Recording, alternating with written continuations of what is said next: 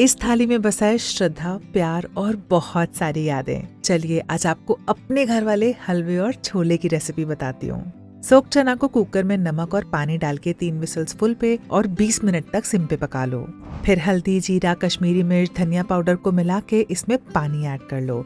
देसी घी में डालो हींग, जीरा, ये स्पाइसेस और लो फ्लेम पे घी रिलीज होने तक इसे अच्छे से पका लो। फिर ऐड करो ये बॉइल्ड चने, इसका थोड़ा सा पानी, सेंधा नमक, काली मिर्च, अमचूर, धनिया डाल के अच्छे से मिला लो और लास्ट में डाल दो थोड़ा सा देसी घी। लटपटे डिलिशियस चने हो गए तैयार। हलवे के लिए पैन में डालो घी, बादाम कुछ सेकंड्स भून के डालो काजू और फिर इसे बाहर निकाल लो। सेम पैन में डालो घी, सूजी 15 मिनट तक अच्छे से भूनो जब तक इसका कलर चेंज ना हो जाए। फिर डालो इसके अंदर पानी। इन सबकी क्वांटिटीज ना कैप्शन में मेंशन्ड है। लो फ्लेम पे कवर करके 2 से 3 मिनट तक पका लो। फिर डाल दो इसमें खांड, इलायची के बीज, केसर वाला दूध मिला के डाल दो इस पे ये भुने हुए ड्राई फ्रूट्स, देसी घी और ये हलवा भी हो गया तैयार। साथ में बना लो गर्मा गर्म पूड़ियाँ।